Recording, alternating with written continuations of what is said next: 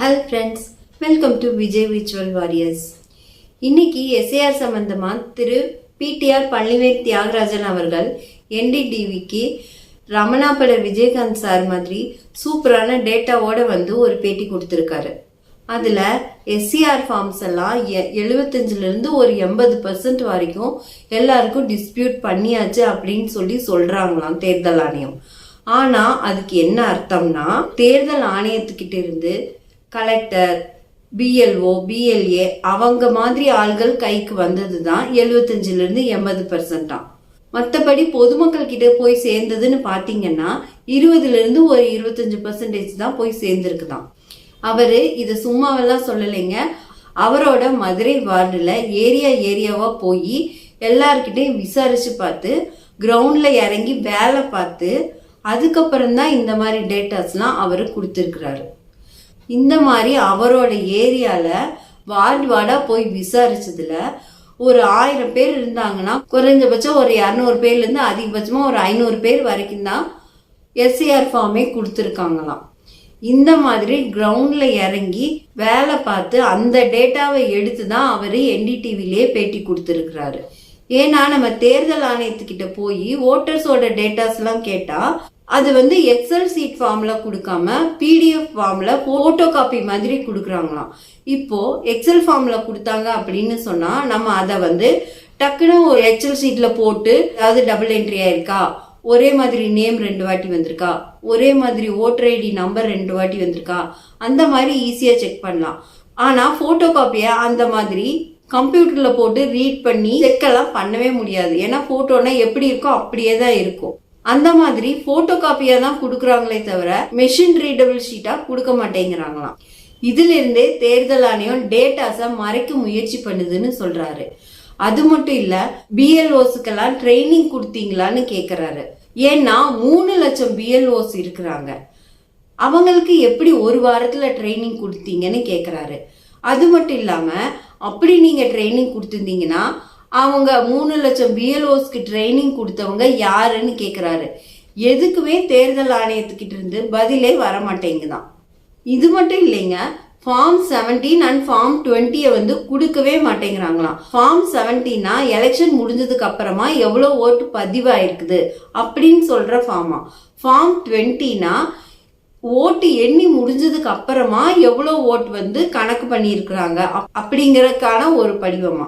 இப்போ form 17ம் form 20யும் ஒரே மாதிரி இருக்கணும். ஏன்னா 1 லட்சம் பேர் ஓட்டு போட்டுருந்தாங்கன்னா 1 லட்சம் பேர் தான் நம்ம கவுண்ட் பண்ணி கொடுக்கணும். அது ரெண்டுமே இப்பெல்லாம் டேலி ஆகிறதே கிடையாதான். அப்படின்னா நீங்க என்ன ஓட்டு கவுண்ட் பண்றீங்க? இந்த மாதிரி திரு பிடிஆர் பழனிவேல் தியாகராஜன் அவர்கள் தேர்தல் ஆணையத்தை பார்த்து கொஸ்டின் பண்றாரு. இன்னொரு பேட்டியில பாத்தீங்கன்னா திரு திலீபன் செந்தில் அவர்கள் என்ன சொல்றாருன்னா, 41 தொகுதியில இருக்கிற சிறுபான்மையினர் மக்களோட ஓட்டுக்களை குறி வச்சுதான் இந்த எஸ்ஏஆர் வந்து கொடுத்துருக்காங்க. அதாவது அவங்களோட ஓட்டுக்களை எடுத்துட்டு அந்த இடத்துல பீகாரிகளோட ஓட்டை வந்து கொண்டு வரலான்னு அரசு திட்டமிடுறதா சொல்றாரு. சிறுபான்மையினர்னா தலித்துகள், கிறிஸ்தவர்கள், முஸ்லிம்கள் இவங்க ஓட்டையெல்லாம் எடுத்துட்டு அந்த இடத்துல பீகாரிகளோட ஓட்டை கொண்டு வரலாம் அப்படிங்கிற மாதிரி சொல்றாரு. ஏன்னு கேட்டா, இப்ப வந்து நம்ம எஸ்ஏஆர் ஃபார்ம் ஃபில் பண்ணி கொடுக்குறோம் அப்படின்னா அதுல வந்து நம்ம ஒரு 12 ஐடி ப்ரூஃப்ஸ் வந்து அவங்கக்கிட்ட நம்ம சப்மிட் பண்ணலாம். ஆனா தமிழ்நாட்டுல மட்டும் 13ஆவதா ஒரு ஐடி ப்ரூஃப் ஆட் பண்ணியிருக்கிறாங்க. அது என்னன்னா 2002, 2005ல பீகார்ல அவங்களோட இப்ப இங்க தமிழ்நாட்டுல இருக்கிற பீகாரியோட அப்பா அம்மா 2002, 2005ல ஓட்டு போட்டிருந்தாங்கன்னா அவங்க வந்து இங்க தமிழ்நாட்டுல ஓட்டு போட்டுக்கலாம். இது என்ன மாதிரியான ஒரு சட்டம்?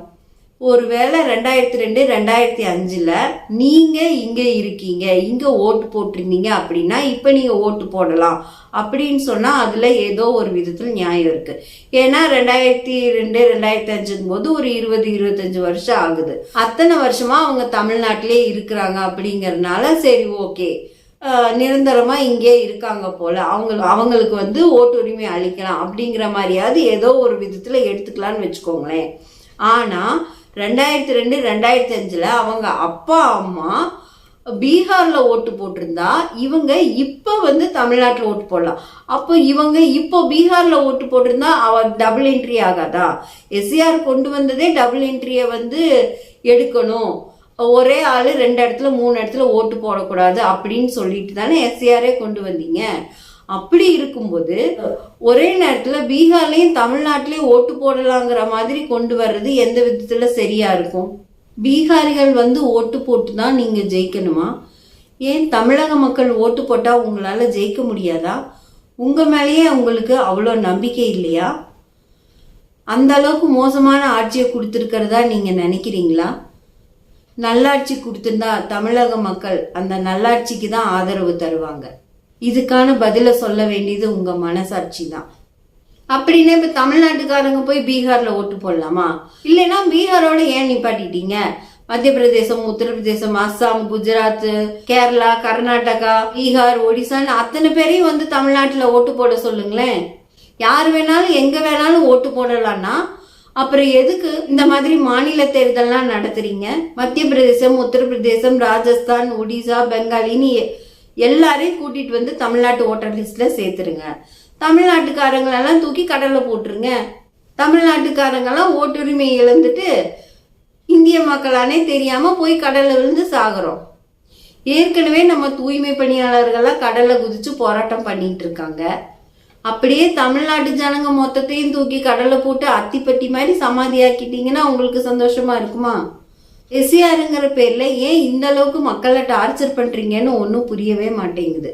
சிறுபான்மையினர்னு சொல்லப்படுற தலித்துகள், கிறிஸ்தவர்கள், முஸ்லிம்கள் இவங்க ஓட்டெல்லாம் தமிழக வெற்றி கழகம் பக்கமா திரும்புதுன்னு சொல்லி உங்களுக்கு அவ்வளவு பயமா இருக்குதா? அவங்களோட ஓட்டு மட்டும் இல்லைங்க, தமிழ்நாட்டுல இப்போ நடக்கிற அநியாயத்துக்கும் அக்கிரமத்துக்கும் எல்லாரோட ஓட்டுமே தமிழக வெற்றி கழகம் பக்கம்தான் திரும்பி இருக்கு. ஏன்னா அவங்க அவ்வளோ நல்லது பண்ணியிருக்காங்க. அதுக்காக நான் தனியாகவே ஒரு வீடியோ போட்டிருக்கேன். அதுக்கான லிங்க் டிஸ்கிரிப்ஷன்ல கொடுத்துருக்கேன், மேலே ஐ பட்டன்லையும் வரும், பார்த்து தெரிஞ்சுக்கோங்க. அவ்வளோ நல்லது பண்ணியிருக்க ஒருத்தர் இப்போ எலெக்ஷனுக்கு நிற்கிறாரு அப்படின்னா அவர் நல்லதுதான் பண்ண வர்றாருன்னு மக்கள் நம்புறது சகஜம்தான். 75 ஆண்டு கால ஆலமர விருட்சமா இருக்கிற உங்க கட்சியில என்னென்ன நல்லதெல்லாம் மக்களுக்கு பண்ணீங்கன்னு சொன்னீங்கன்னா நீங்க சொல்ற மாதிரி உங்களோட கட்சியை எந்த கொம்பனாலே அசைக்க முடியாதுதான். ஆனா நீங்க அந்த மாதிரி பண்றீங்களா அப்படிங்கிறது உங்களுக்கே சந்தேகம் இல்லாம தெரிஞ்சிருக்கும். அப்படி எதுவும் நடக்கிறது இல்லை. அதனால தான் உங்களுக்கெல்லாம் இந்த பயம். தமிழக வெற்றி கழகம் பக்கமா மக்கள் திரும்பாம இருக்கணும்னா அதுக்கு நீங்க ஒரு நல்ல ஆட்சி கொடுத்து இருந்திருக்கணும். நல்லதே நடக்கும். நாளை நமதே. வெற்றி நிச்சயம். நன்றி, வணக்கம்.